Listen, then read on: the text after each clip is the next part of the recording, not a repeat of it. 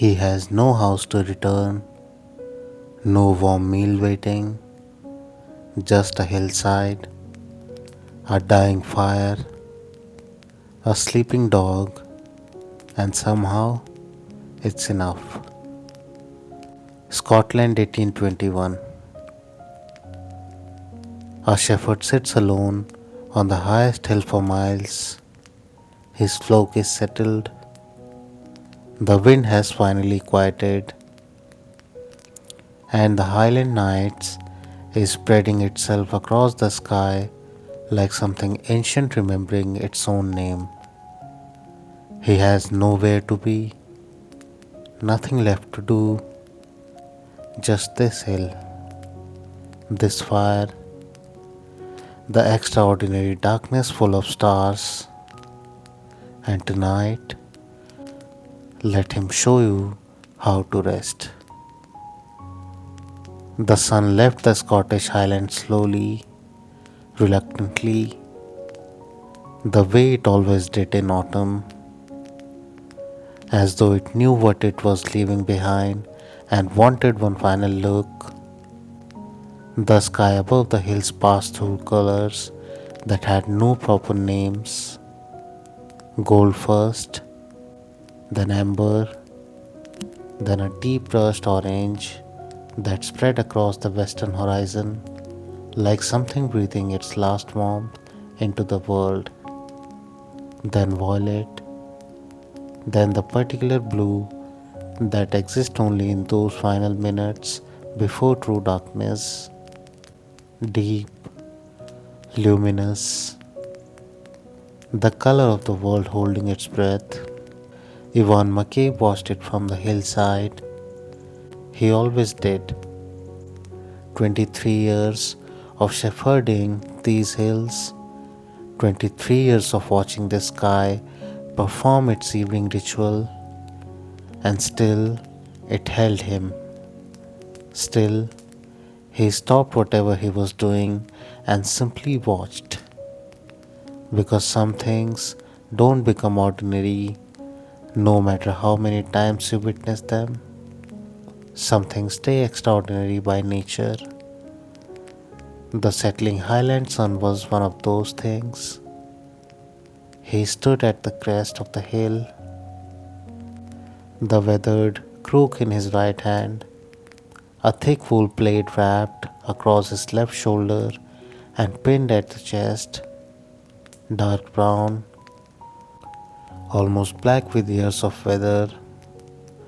The wind moved through the heather around his boots, a constant low conversation between air and plant. Below him, the flock had settled, 43 sheep. He knew each one, not by name exactly, but by character, by habit, by the particular way each one moved and fed and rested.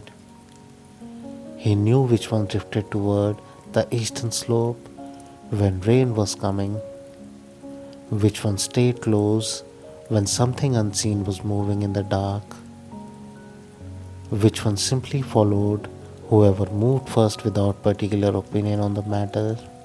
They were settled now, clustered in the hollow below the crest, natural shelter from the wind, their breathing visible in the cooling air, small white cloud rising and dissolving, one voice, then silence again.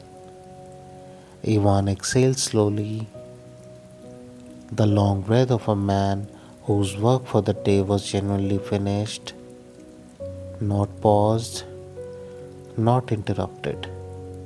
He had camped on this hill so many times that making camp required no thought at all. His hands knew the sequence, his body knew the motions. It happened almost without him. First the fire. He chose a flat shelf of rock slightly below the crest, protected from a prevailing wind by a natural curve of hillside.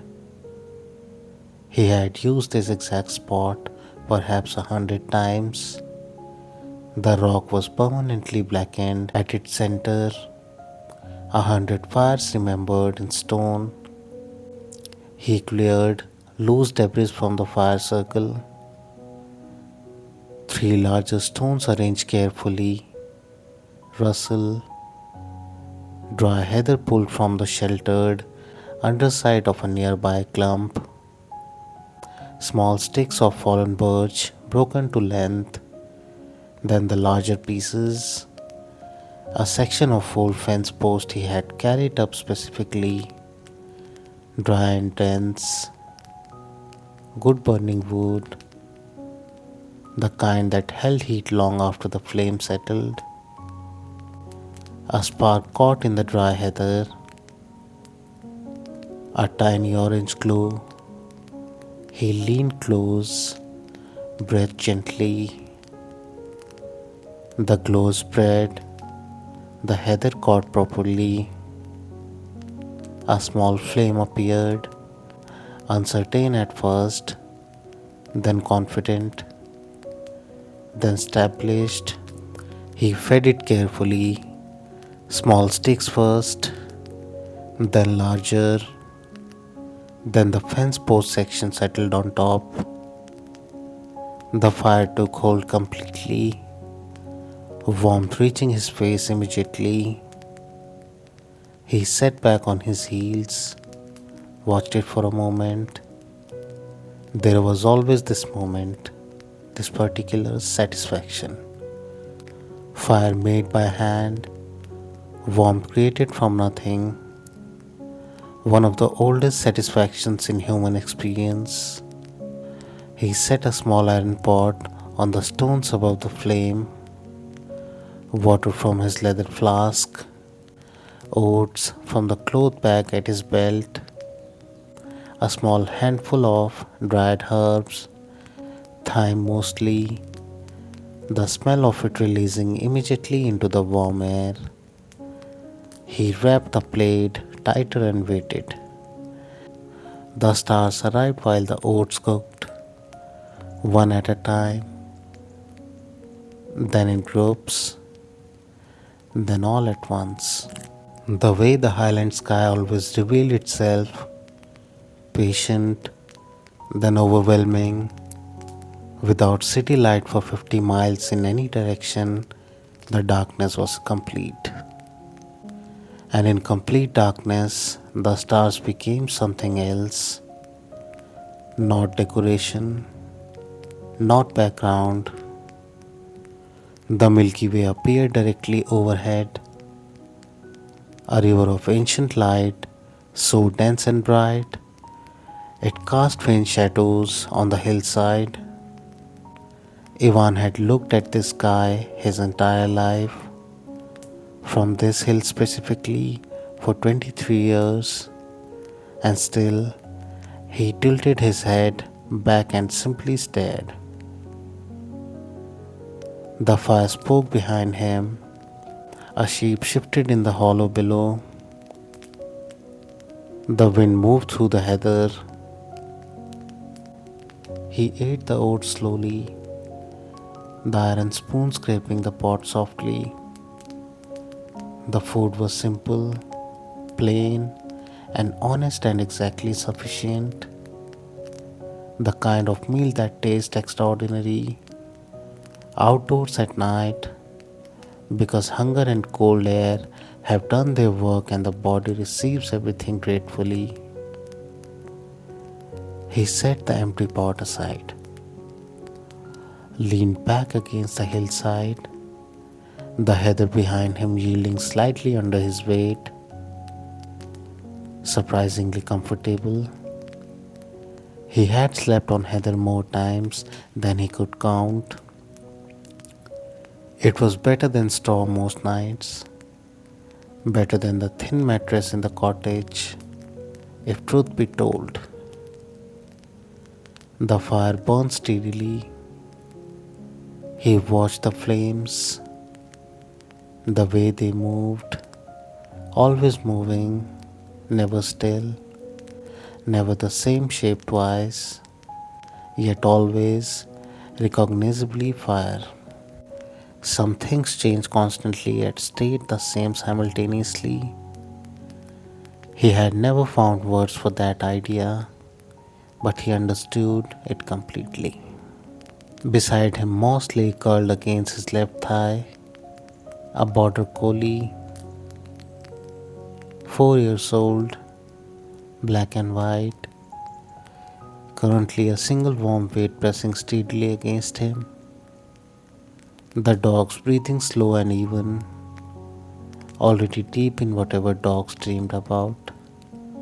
Probably sheep, probably the wide open running of the afternoon gathering, his legs twitching occasionally, small movements, dream movements. Yvonne rested his hands on the dog's side, felt the warmth, the steady rise and fall, the particular reassurance of sleeping animal. Moss had been born on this hillside from a mother who had also been born on this hillside. 3 generations of dogs on the same ground, each one learning the same hills, the same sheep, the same rhythm of his particular life. There was something in that continuity that Ivan found deeply settling. The sense that he was part of something longer than himself, that these hills had held people like him before, would hold people like him after. That the work he did was old work, honest work, work that connected him to something much larger than one man on one hill in 1 year. The fire shifted, the large fence post, peace settling deeper into the embers, sending a brief shower of sparks upward. They rose, disappeared into the dark, like tiny brief stars rejoining the sky. After a while, Ivan stopped thinking in words. He simply listened. The Highland night had its own complete language. Wind through heather, distant water, a bun somewhere below the eastern slope, invisible in dark, but present, always present. The occasional shift from a sheep, so soft it was barely sound at all, more like the idea of sound. An owl somewhere to the north, measuring the darkness for something only it could sense. Its voice the most constant of all, the anchor sound, the one that told his body clearly, "You're warm, you're safe, you can stop." The wind moved across the crest of the hill above him, just above, not reaching him. He was below the wind tonight, protected by the hill's own shape, the way a good shepherd always found the shelter the land offered, never fighting the landscape, moving with it, learning it, letting it help. Moss sighed deeply in his sleep. The sheep breathed. The stars turned overhead, slowly, imperceptibly, but turning, the whole sky moving in its ancient patient circle, as it had moved every night since before these hills existed, as it would move every night long after they were gone. He thought about his cottage, 3 miles east, down the long slope and across the valley floor, a stone cottage, 2 rooms, a fire that would need lighting when he returned tomorrow, a chair beside that fire that had held him every winter evening for 15 years, a shelf of 3 books, read so many times the spines had given up entirely. The fire had burned down to deep embers by the time His eyes grew heavy, not flame anymore, just the deep orange breathing of hot coal and ash. Very soft now, the kind of fire that warms without performing. He pulled the plate fully around himself, settled deeper into the heather, the springy stems adjusting to his weight, finding his shape, holding it. Moss shifted beside him, pressing closer instinctively, adding warmth. Just the slow wheel of sky below in the hollow, the flock breathed, one soft voice, then silence. The one trickled somewhere in the darkness. The owl had gone quiet. The wind had settled to almost nothing. Just a breath across the heather tops. Just a breath. Ivan closed his eyes. The embers glowed behind his eyelids, warm orange in the darkness. He thought of nothing in particular, or rather, he thought of everything simultaneously: the sheep, the stars, the fire, the dog's warmth against his leg, the smell of thyme still in the air from the cooking, the way the heather held him, the way this hill has held him for 23 years, the way these hills had held people like him for thousands of years before that. Shepherds on Scottish hills, watching the same stars, listening to the same wind, tending the same patient animals, sleeping under the same extraordinary sky. He was not alone here, not really. The last small sound from the embers, the heather, the burn, the dog, the flock, the whole hill breathing together. One slow, enormous breath in and out. Let that breath carry you now, away from everything that asks something of you. You are exactly where shepherds have always eventually arrived. Close your eyes like Ivan. Let the heather hold you. Let the stars turn slowly overhead until morning, deep, still, warm.